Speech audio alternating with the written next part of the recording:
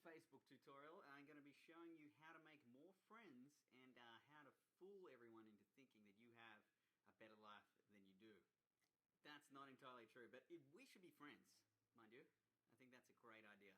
Then we can like each other's photos and shit, and we can share our experiences. It's going to be amazing.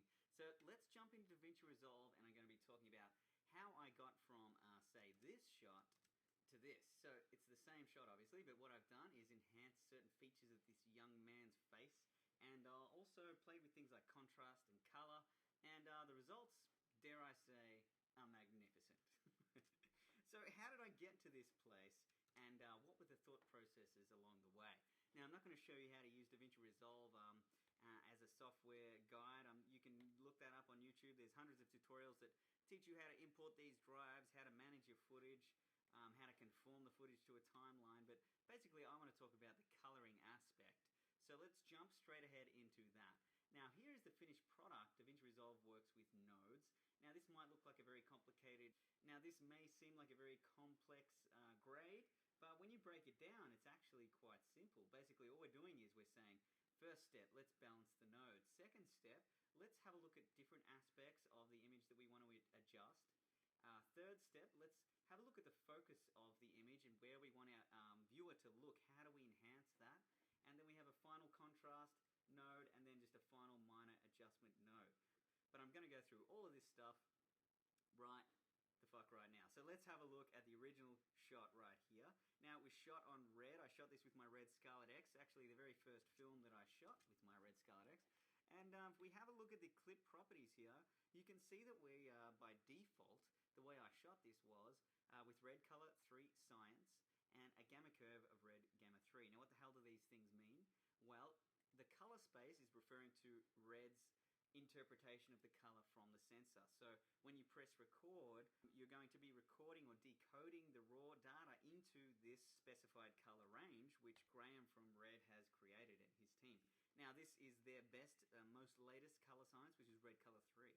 Now remember, these are starting points for our grade. The next thing is the gamma curve. Now it's very important to understand what a gamma curve is, and it's important to understand why it's powerful to be able to adjust that. So when you're shooting raw, you have the ability to change this gamma curve. Basically, a gamma curve is designed to make the image look good straight out of the box. The gamma curve gives the flat-looking raw data contrast, saturation. It gives the image a much more pleasing look to start with. But because we're grading this image, I want to be in charge of that gamma curve. I want to be the one who creates that look. So it's ideal to actually shoot and record in a gamma curve that's much, much flatter than this. Because what this is doing is actually already crushing out detail. Even though it's quite a flat looking image, if we go to the decode using clip instead, and I change my gamma curve to red log film, look how much flatter it is again. That actually looks terrible, doesn't it? But the beauty is it's giving us more control because we are the masters of this color. We want to start from the very beginning. We don't want the camera to do virtually anything in terms of the aesthetics of the image other than give us the most information possible.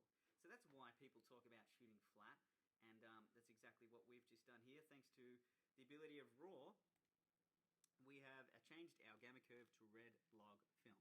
Now, I do suggest using red color 3.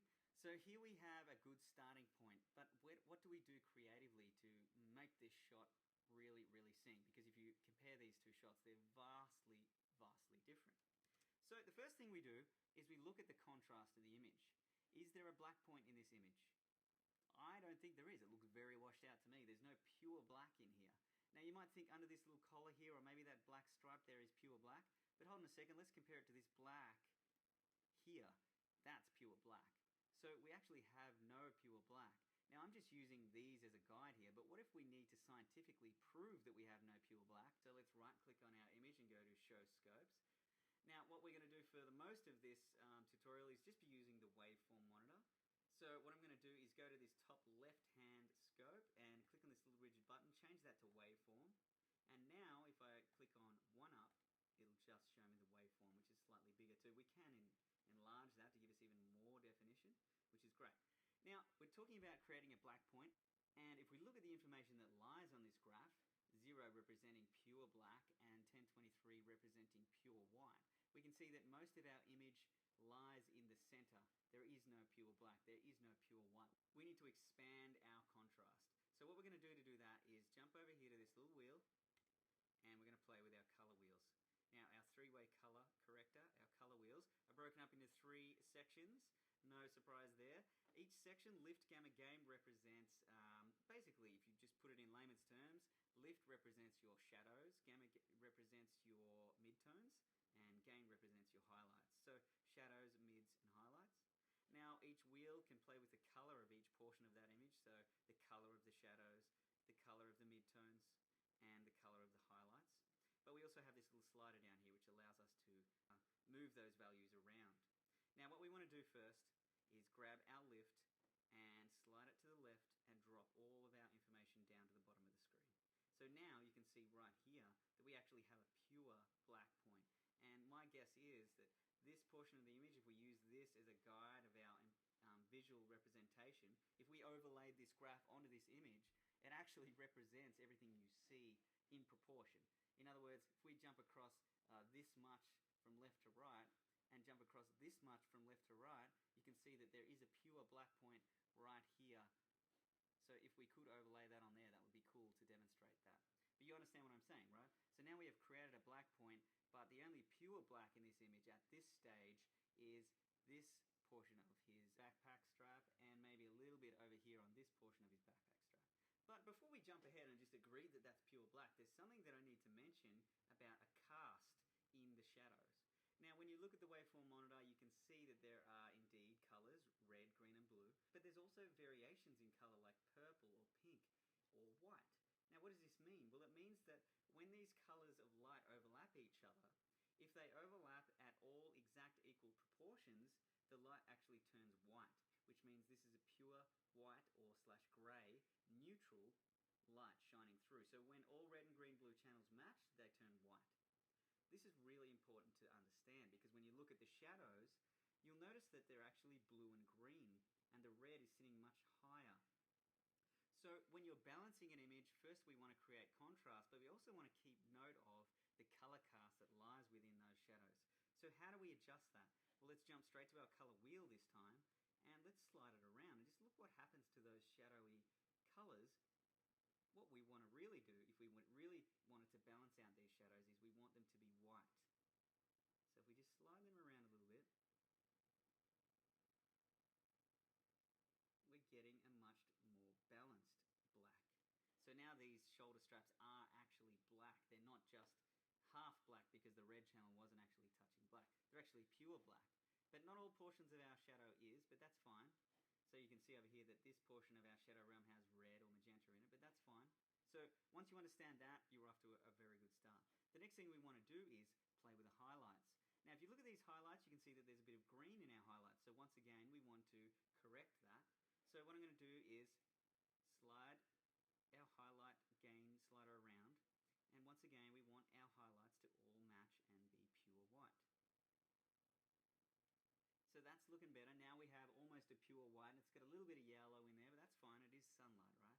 And this is actually referring to his hair here. This is referring to the sky over here. So what we've done now, we've balanced our shadows and we've balanced our blacks, but we still need to increase the brightness of our highlights because if we look at 1023, which represents pure white, we have no pure white in this scene.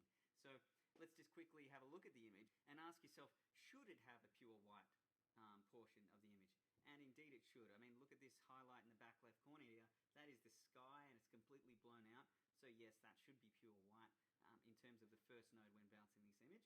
So we've done that. What we need to do now is just bring it right up. And as we've brought it up, we've actually increased colors in red. So we need to balance that out a little bit. So just once again, try and balance that out as best you can. And let it hit the roof. So now we have a balanced image, roughly. So now that we've created a black and a white point, added contrast to the scene, I want you to look at the image and think about the guy's skin and look at the overall color cast of the image. To me, it looks a little bit cool and a little bit green. So whenever you're doing color correction, you need to think in opposites. So what is the opposite color of green? And if you don't know that, it's pretty easy to figure out. All you do is look at these color wheels and look at 180 degrees. Just just imagine you drew a line. So here's green, and if we look 180 degrees across from there, the opposite color is pink or magenta. So if you want to cancel out green, all you do is push magenta in. Now remember, it's a very sensitive adjustment. So remember, color correction is all about subtlety and just making very minor adjustments. So all I've done there is gone to my gamma midtones and added magenta to the shot. Control F full screen, Alt D. Now we're looking pretty good. We've got a balanced image, and in terms of white balance, it's looking pretty damn good to me. So let's compare that to the finished grade. We're still a ways off. His skin looks a little bit pale. The background is looking almost black and white. The contrast could be increased. The sharpness could be increased. His eyeballs and the color of his eyes could be enhanced. All of these things we're going to get into in a second. So now we want to create a new node. So how do we do that? As long as you've double-clicked on this node, if you press Alt-S for Sam or Samantha, then you have node number 2 here, and now we can start grading that without affecting our original balanced node. But keep in mind that these are an addition. So every time you add a node in the chain, they're adding each correction to get to a final result, which is over here. So we'll go into that in a bit more detail in a second, or it will make more sense as we go through this tutorial. But the second node, we want to make a selection. I want to start modifying specific portions of the image. So in our first node, we kind of did that using this 3-way color wheel thing, where we selected shadows, midtones, and highlights. But now we're going to get even more selective, and we're going to use a method called qualifying. So if we go over here to the second tool and click on qualifier, we have this little magic wand tool that we can use, just like in Photoshop. And what we could do, for example, if I wanted to select this guy's skin, I could just click on the skin and it would give me a selection. But I want to teach you the ins and outs of this qualifier because it really pays down the track when you're making more difficult selections. So let's turn off that magic wand tool for a second and have a look at the image and ask yourself 3 questions. What color is this guy's skin? How saturated is the skin? And how bright or dark is the skin? So whenever you're trying to select something, you just need to ask yourself those 3 questions. And let's have a look at the image right now. So at the moment, the qualifier has not been set up to specify any range. It's just selecting the whole range. So what we want to do is have a look at the skin and ask ourselves, is it green, is it blue, is it yellow? Well, let's have a look at it. It's very, very desaturated. It's almost grey, but it definitely has a pinky yellow color to it. So what we're going to do is go to the width and just shrink in that width just to the color realm that we think the skin lies. Now, once we play with the width, we can then go to the center and slide that around as well. You'll notice as you slide it around, this color in the middle saturation area changes. So this gives you an indication of what color that we're going to be selecting. So if we just move it around until it sort of starts to look like the color of his skin, which I would say is about there, we're off to a good start, at least with the chroma value. The next thing we want to do is say to the qualifier, how saturated is that color? So if we look at the color of the skin, it's mostly very, very desaturated, isn't it? So if we go to the high point, we can move that down. It's definitely, we don't want to select anything in this sort of saturation area. We want to bring that right down because the saturation's almost black and white, the skin, but it does have some color to it. So that's looking pretty good. The next thing we're going to look at is the brightness of the skin. So how bright is it? Is it in these shadow areas? Is it in these highlight areas? I'm going to suggest that it's sort of around this area here. So if we just grab that low point and drag that up, and grab this high point and drag that down, let's see how close we got. So if we turn on the highlight area by pressing this magic wand, we can see, bam, I've done a pretty good job of actually selecting that skin. Now, it still needs refining, but we actually haven't softened any of the edges of these selections. And we did that all just by asking those 3 logical questions. It's very, very powerful to understand what's happening behind the scenes instead of just clicking the magic wand and clicking on your image. So we've got to a pretty good place, but notice we're also selecting these darker areas of the image. So what we can do is go to our low part of the luminance and bring that up. And the higher we go, the less of that darkness we're going to select. So that's looking pretty good too. So now we have a rough selection, which is looking pretty good. But you'll notice the edges of my selection are quite harsh. There's no softness at all. So what we can do is start to introduce different colors or subtract them.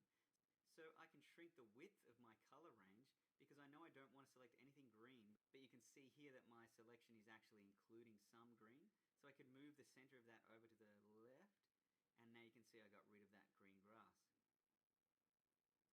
So we're modifying, we're refining to select this skin. Now it's looking pretty good. I want to try and do a little bit better and not include that hair up there. So if we look at our brightness value, maybe the brightness can bring down, but not too much, because then we're going to start losing highlights on his skin. This is where you have to be gentle. So now that we've got our rough selection, what we can do is actually soften the edges of these selections, and that's what these low soft, high soft things actually mean.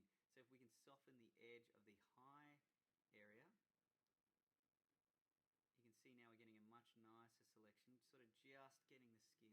The next thing we could do is actually soften the whole mask itself. Now we go to this blur radius here and we can just increase that. And as you can see, if we go to 100, it's blurred it quite considerably. And that's looking pretty good. If we press play, you can see that we've selected the skin and pretty much nothing else. That's a great place to start. Now, to help us refine that selection, I actually do want to include a little bit more of this shadow detailing here in my selection, because that is part of the skin. So what I might do is just lower the luminance values a little bit more. But now remember, we're starting to introduce portions of the image we don't want. So how do we fix that? So what we could do is, in combination with our qualifying, we can use a mask as well. So let's go to the mask or the window tab, and let's just click on this circle. And now you can see that our qualification still remains, but it's only focusing inside of this circle. So I'm just going to reshape this just to match. And you know what? That's looking pretty good. We don't have to worry about those shadow areas, although we do have a few here that we've got to be careful of. So this might be a case of actually not using a circle, but using this Bezier tool instead. So then we can just make a custom shape, like so.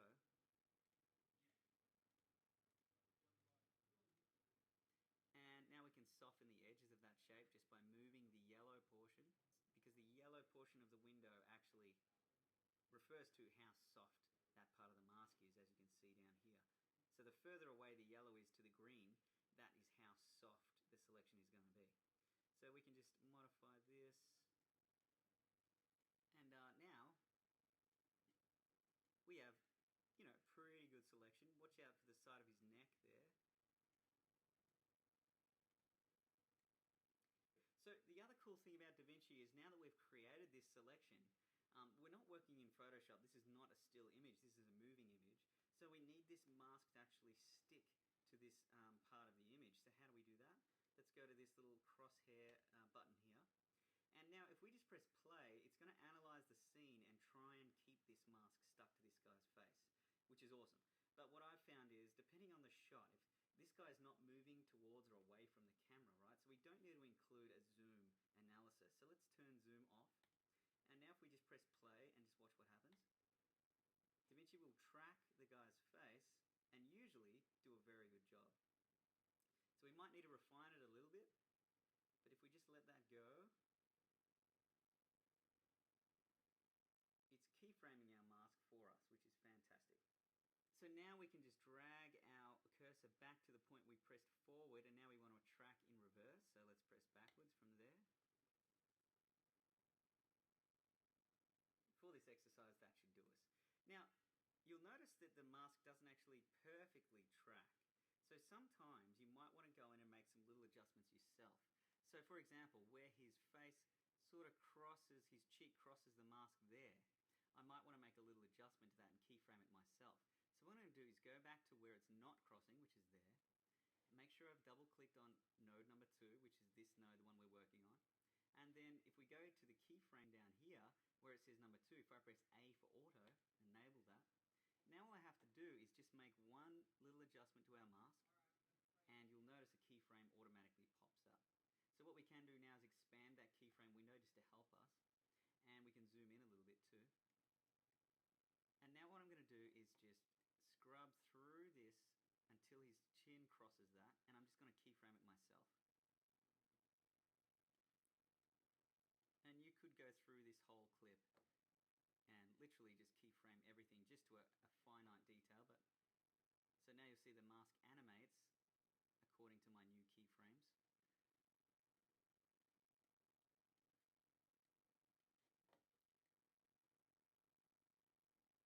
And just have a look at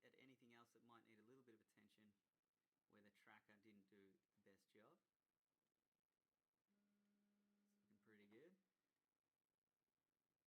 Excellent. So I've just had a beer and a latte pretty much at the same time. So now we're ready to change the color of this guy's skin. And the beauty is, because we've made an animated selection, let's just press Shift H to get rid of the highlighted portion. And we can turn off the mask literally just by going over here and just going none. Now we can actually just play with this dude's skin. Check it out. And the cool part is it animates no matter where he goes. So we have the power to create selections like that. It is a little bit fiddly when you first start, but once you get used to this, the 3 questions and playing around with keyframes, although I do hate DaVinci's keyframes, once you sort of get a grasp on that, this stuff becomes a lot quicker and, yeah, not so painful, maybe like the last 10 minutes was. So I'm sorry this tutorial is such a long and detailed one, but I really did want to put a lot into it, and since it's my first official, I guess, proper tutorial for DaVinci, I just did want to cover a lot. So next thing we're going to do is make another selection. I'm not actually going to modify the skin at this stage, I just know that it's there ready to play with. When I first started using DaVinci, I just logically thought if I wanted to make a new selection, I would just literally press Alt-S and create a new node. And then, for example, if I did want to select this guy's eyes, maybe I would just grab a mask and just quickly shrink that down, rotate it a little bit, and then grab my qualifier, use the magic wand, click on his eye, and, you know, adjust accordingly. And here we have his eyes, right? It's pretty bad and rough job we've done here, but you get the idea. So we've adjusted his eyes, and that should animate as long as we track that mask. But the point I'm trying to make here is that I've made a selection after the other selection. I've linked these 2 selections, but what is happening here in DaVinci is, like I said earlier, each node is an addition of the previous node. So this selection is gathering information based on what happened before it. Now the problem with that is, sometimes I want to create a selection within inside of that skin, and sometimes maybe my skin selection actually did select his eyeballs somewhat. So what if I wanted to make multiple selections on this guy's face, but not in succession with each other? Is that even a word? It is now. Well, there is a way to do it. So what I'm going to do is just delete that second one, and instead of making a new node after this skin node, I'm just going to go up to, make sure I double click on the skin, go up to nodes, and this time I'm going to go add parallel node. So now I have this sort of crazy looking setup, which might look confusing, but it's actually pretty simple. We've got our original balance node here, and then we're going to have a group of nodes that all reference the original balanced node. So instead of creating a selection after this skin selection, I'm creating selections. Let's add another one. Node, add parallel node. I'm going to be able to create multiple selections that are all stemming from this original node. And that's a really powerful and useful technique. So let's go ahead and get started. I am going to go ahead and select this hair because I want to be able to have the option to play with the color of that hair. So I'm just going to double click on node 4, rename it, right click and change the label to hair. And once again, I'm going to go into my mask, and actually before you choose a mask, always just try and make a selection just with the qualifier. We're not going to go into the 3 question phase here. I'm just going to go automatic style, choose the magic wand and click on his hair. Just clicking around until you find something that gets most of the hair and nothing else. Now I want to increase the range of hair that it selects based on luminance, so I'm going to lower the shadow area so it starts coming in like so. So maybe to refine the edge of this, I could just increase the blur radius. And now we have a pretty good selection of his hair. It's not too bad. But what I might do is just lower it even more because I really want to try and get that whole head of hair. But you'll notice it's starting to introduce his skin. So how do we get around that? Well, we can refine it by changing our color selection. Notice our color selection is in the red realm, but with the hair, there's actually no red in that hair, or virtually no red compared to the skin.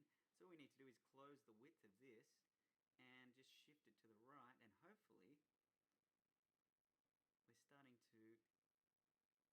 we're starting to get a better selection, which we are. So we've done this without an animating mask, which is really, really cool. And we can expand the radius of our selection too, just slightly.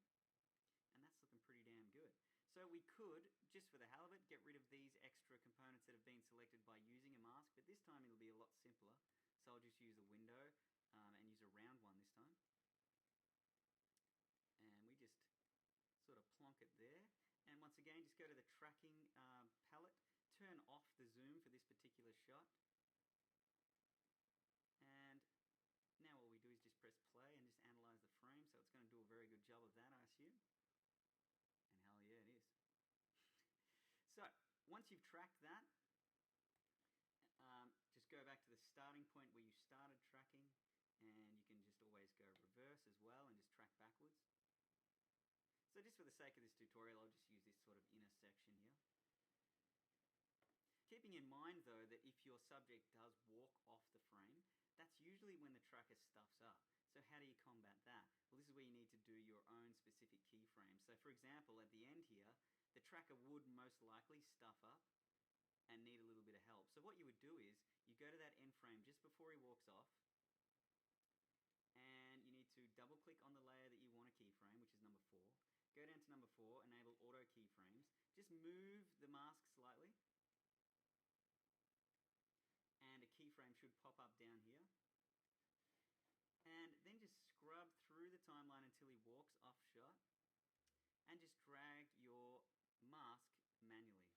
So if we scrub through this now, you'll notice the mask is animated between those 2 points. And then you could go to the middle and just refine it a little bit. And just refine it again. And again.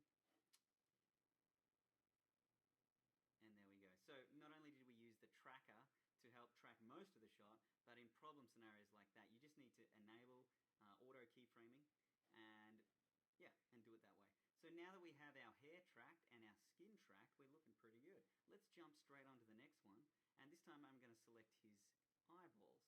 So I'm just going to zoom in here, and once again I'm just going to create a mask straight away and just shrink that down just so it's only just like a pair of sunnies, really, because we're going to use a qualifier to help us. So once we've done that, you could just go straight to your tracking and just start tracking. See how it goes.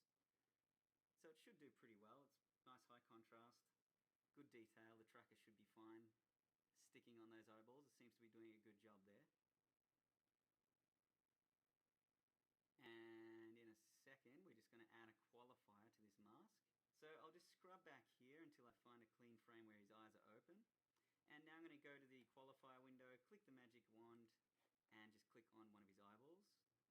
And just click around until it grabs most of what you're looking for.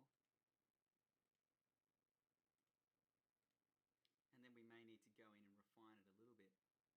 And then we could just go into our mask and just shrink it down a little bit, because that tracking data will maintain. So that's looking not bad, not bad. So let's right click, change label, call it eyes. And if we press Shift H and we just change the view to none, now you can see that I can increase the brightness of his eyes. I mean, I haven't done the best selection there.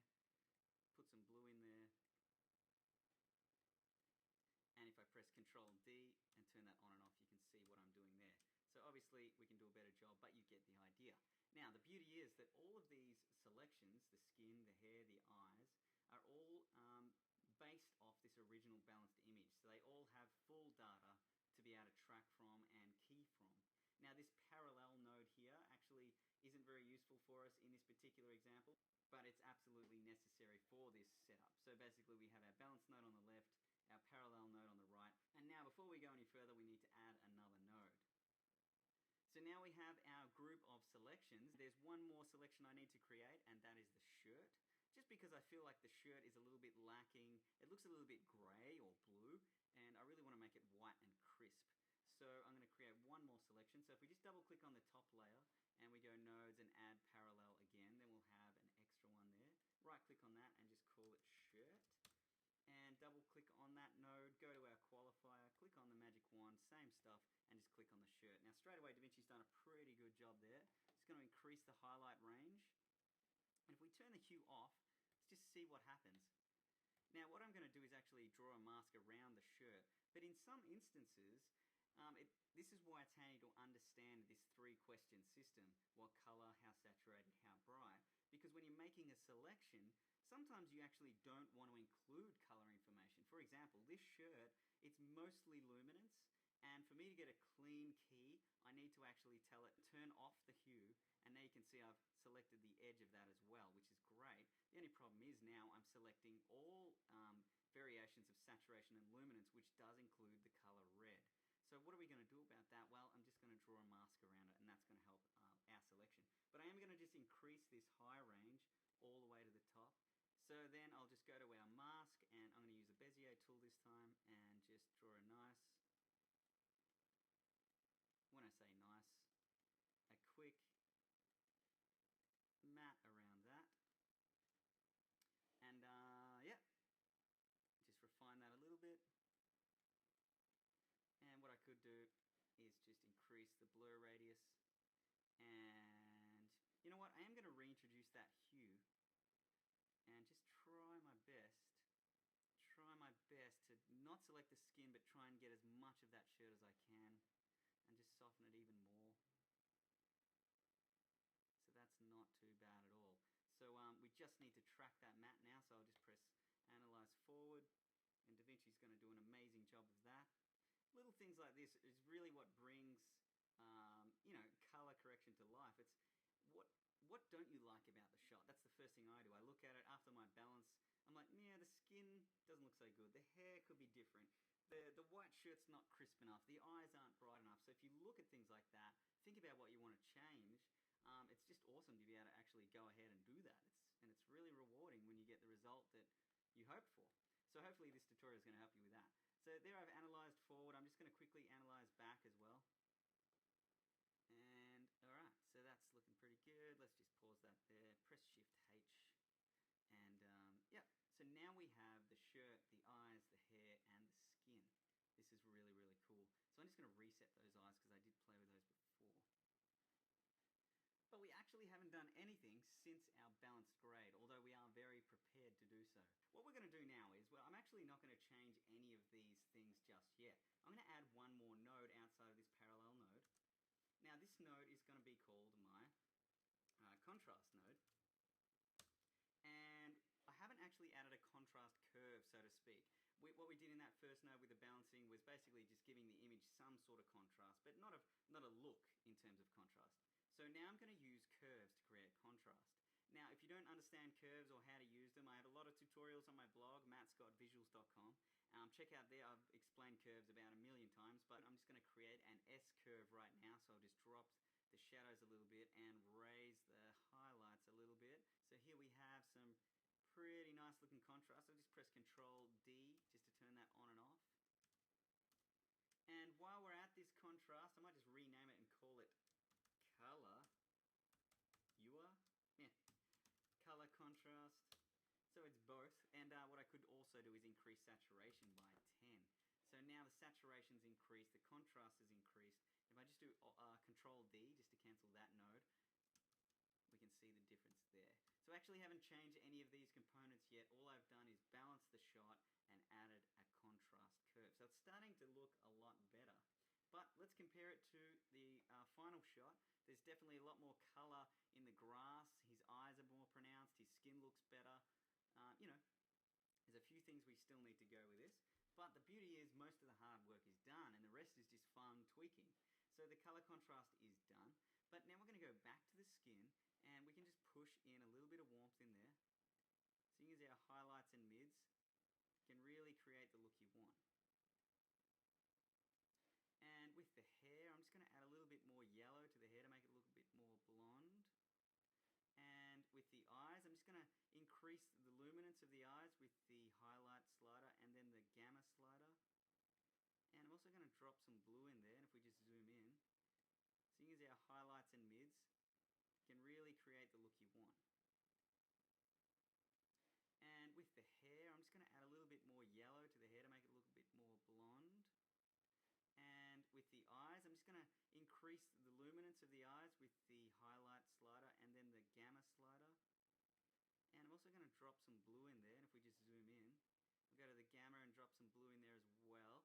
Now notice that the actual whites of the eyes have gone blue. So remember, whites being highlights, I would use the gain slider, the highlight slider, to push yellow to balance out that blue, because remember the opposites. So now the whites of the eyes are looking a little bit better. And we just push more blue in there.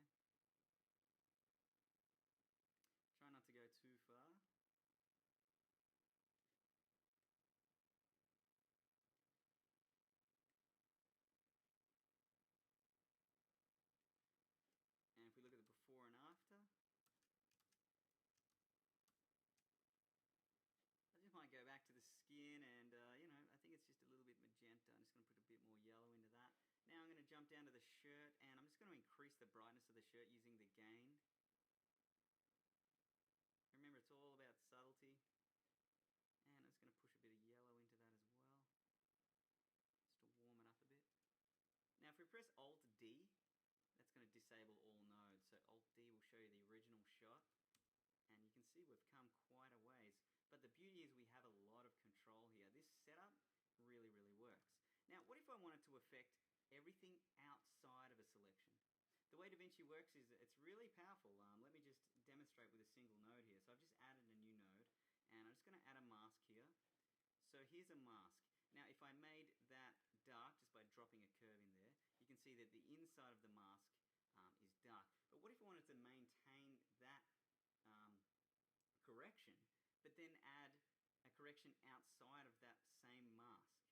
Well, then all I do is right click and go add outside mask, and now you can see these there's a dotted line there plus a solid line. So these nodes 8 and 9 are linked. 8 is the inside and 9 is the outside. So now we can make 9 brighter or darker. So that's how that works. So the reason I brought that up is, let's delete those two nodes. I want to go to the skin node now, and I'm going to add an outside node to the skin. So basically everything outside of this skin, I want to add a blue tinge to the shadows. So we can go right click, add outside node, and you can see this little outside node that lives up here. And I'm just going to rename that and call it Cool Shadows. And basically just jump straight for the color wheels, go to the lift or the shadows area, and just push blue into it. Now remember, just be very gentle and subtle about it. We could also drop the brightness of that. And if we just go Control D, you can see the before and after there. So I just think that looks pretty cool. Finally, what we're going to do is add what I call a focus node. So if we go Alt-S, so double click on the last node, go Alt-S for Sam or Samantha, and what we're going to do is just draw a simple mask around this guy's face, but I'm going to soften the absolute shit out of it, like so. And this is almost going to be like a vignette. But basically on the inside of that mask, I'm just going to increase saturation by 3 or 4. I'm going to go to my sharpness, and I'm just going to add a little bit of sharpness. With the sharpness, the way it works, sharpening and softening, anything in the middle at 50, that means that there is no sharpness or softening happening. Anything above 50 is absolute softness. As you can see there, it's completely defocused in the middle now. And anything below 50 is sharpening. So now you can see that it's very, very sharp, and it starts to introduce artifacts if you're not careful. Generally speaking, with red footage, I don't really like to go above, say, 46.46 sharpening, and even that's quite extreme. But you can see what it's done there. I've added sharpness and a bit more saturation just to the center. If we press Shift-H, you can see this is the area that I'm affecting. And then on the outside of that node, I'll go right-click, add outside node. On the outside of the node, I'm just going to go straight for my curve and just drop exposure a little bit. And while we're there, even though we have a super shallow depth of field, I'm just going to go to my blurring sharpening tool and just add a blurriness of about 3. It's really going to force our viewer to look where we want them to look. Now, don't forget we have to track these masks. So we go to our tracking tab and we just press play forward. Now, the beauty of using the inside-outside method is you only have to track once, because the outside node obviously affects everything outside of this mask regardless. So if this is tracked, then you know that your outside node is tracked as well. So once you've done that and tracked backwards as well, you can see that we've got a pretty good looking grade. And obviously the beauty about this method, or the way of using DaVinci like this, is that you can change whatever the hell you want. So keeping this in mind, this is not the best way to do it. It's not the only way to do it. This is just a way that I find works really well. And it doesn't work for every shot either. So you really have to get good at mastering this qualifier tool, animating masks and things like that. But also just get good at looking at image and thinking, what is going to look good? What can I enhance in this shot? And even now when I look at it, I feel like his face could do with a little bit more light. So we could, in fact, go back to this number 9 node, click on the mask, shrink it down a little bit, and actually just increase brightness there. Just a tad. And that's looking pretty damn good. So yeah, that pretty much wraps wraps up my tutorial. Hopefully this was really helpful for you guys. DaVinci Resolve is a little bit daunting when you first jump in, but once you start understanding nodes and the power of nodes, but also understanding these simple tools and how they can really, give you a lot of flexibility and freedom with color, you're going to really start enjoying it. And it's actually a really empowering process to learn color correction, especially since, a lot of cameras are going RAW these days. If you don't understand how to get the most out of your image in post, you're going to fall behind. So not only is it good to stay ahead of the game, but like I said, it's also very rewarding. So check out my blog, be friends with me on Facebook, and there'll be more tutorials to come. Thanks for listening. My name's Matt Scott, and I'll see you next time. And while you're on Facebook adding me, why not type in Sissy Boy and in brackets short film, and check out the work of Cameron McCulloch. He's the writer-director and good friend of mine who is the man behind the film. So go and check out their page, like it if you like it. I think it's jumping around festivals as we speak. But it was a lot of fun to shoot. So it'd be great to get your support. Indie filmmakers, unite. And what the hell, while you're on Facebook, type The Ninja Movies and check out the film I'm shooting right now. I think we're 8 days into principal photography. It's a 33-day shoot, feature film about ninjas. Who the hell doesn't like ninjas? If you don't like ninjas, you're probably a samurai or something like that. But anyway, I'm having an absolute blast shooting this film. And back to work tomorrow. I've had 3 days off. It's been freaking awesome. We've been in like mud trenches with guns and shit and explosions. Well, there's my alarm. Anyway, I gotta go. Thanks, guys. Peace out.